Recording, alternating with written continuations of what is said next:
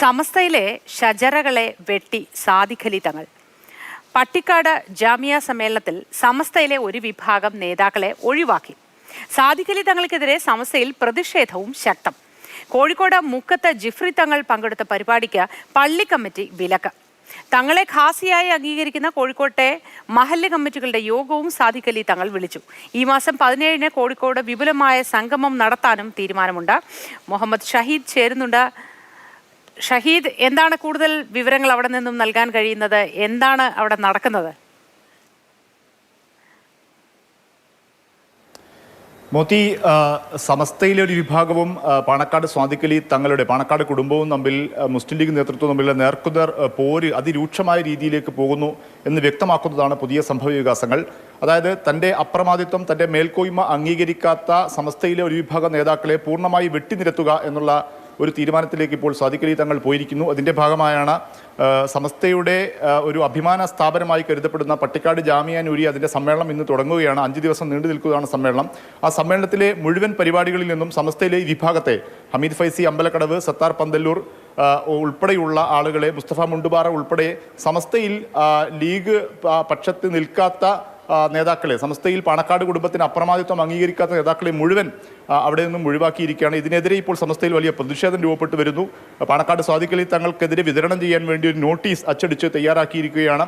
അഹങ്കാരത്തിന് കനത്ത തിരിച്ചടി നൽകും, തിരഞ്ഞെടുപ്പിൽ തിരിച്ചടി നൽകും ഉൾപ്പെടെയുള്ള കാര്യങ്ങൾ ആ നോട്ടീസിൽ പറയുന്നുണ്ടെന്നാണ് നമ്മൾ മനസ്സിലാക്കുന്നത്. സമ്മേളനം ഇന്ന് തുടങ്ങുകയാണ്. സമ്മേളന നഗരിയിൽ ആ നോട്ടീസ് വിതരണം ചെയ്യുമെന്നുള്ള ഒരു പ്രഖ്യാപനം കൂടിയുണ്ട്. ഒപ്പം തന്നെയാണ് ഇന്നലെ വൈകിട്ട് കോഴിക്കോട് മുക്കത്ത് പള്ളി കമ്മിറ്റി മുരിങ്ങമ്പുറായി മഹല്ല് കമ്മിറ്റിയുടെ നടത്തിയ കീഴിലുള്ള SKSFന്റെ ഒരു ഓഫീസ് ഉദ്ഘാടനം ജിഫ്രി മുത്തുക്കോയ തങ്ങളായിരുന്നു ആ ഉദ്ഘാടനം നടത്തേണ്ടിയിരുന്നത്.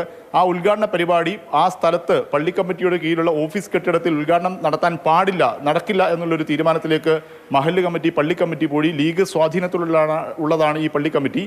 അതേ തുടർന്ന് പള്ളിയുടെ നിശ്ചയിച്ച സ്ഥലത്തിന് പുറത്ത് മറ്റൊരു സ്ഥലത്ത് വേദിയിൽ ജിഫ്രി തങ്ങൾക്ക് ഉദ്ഘാടനം നടത്തി മടങ്ങേണ്ടി വന്നൊരു സാഹചര്യം ഉണ്ടായി എന്നുള്ളത് തന്നെയാണ്.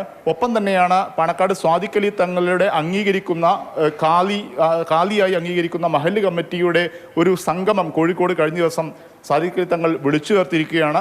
ഈ സംഗമത്തിൻ്റെ വിപുലമായ ഒരു സമ്മേളനം ഫെബ്രുവരി 17-ന് കോഴിക്കോട് വിളിച്ചു ചേർത്താൻ തീരുമാനിച്ചിട്ടുണ്ട്. പാണക്കാട് കേന്ദ്രീകരിച്ച് ഒരു മഹല്ല്, ഒരു കാസി ഫൗണ്ടേഷൻ പോലെ ഒരു വലിയൊരു സ്ഥാപനം നിർമ്മിക്കാൻ വേണ്ടി തീരുമാനിച്ചിരിക്കുന്നു. ഇങ്ങനെ സമസ്ത ജിഫ്രി തങ്ങളെ മുൻനിർത്തി ഒരു നീക്കം നടക്കുന്ന സമയത്ത് അതിനെതിരെ മറുനീക്കം, സമസ്തയിൽ തന്നെ വലിയൊരു വിഭാഗത്തെ കൂട്ടുപിടിച്ച് മറുനീക്കം ശക്തമാക്കിയിരിക്കുകയാണ് ഇപ്പോൾ സാദിഖലി തങ്ങൾ. അതിൻ്റെ ഭാഗമായുള്ള നീക്കങ്ങളാണ് നടക്കുന്നത്. ഇപ്പോൾ പട്ടിക്കാട് ജാമിയ വിഷയത്തിലാണ് ഏറ്റവും രൂക്ഷമായ ഒരു തർക്കം. ഈ പാണക്കാട് കുടുംബത്തിനെതിരെ, പാണക്കാട് തങ്ങൾക്കെതിരെ സമസ്തയിൽ ഒരു വിഭാഗം ഇപ്പോൾ അവരെ ഒഴിവാക്കിയതുമായി ബന്ധപ്പെട്ട് നടത്തിക്കൊണ്ടിരിക്കുന്നത്. ഇത് ഈ വരും ദിവസങ്ങളിൽ ഇതിൻ്റെ അതിരൂക്ഷമായ രീതിയിൽ ഭിന്നതയിലേക്ക് പോകുമെന്നാണ് ഇപ്പോഴത്തെ സംഭവവികാസങ്ങളിൽ നിന്ന് നമുക്ക് മനസ്സിലാക്കാൻ സാധിക്കുന്നത്. മോത്തി. ശരി ഷഹീദ്.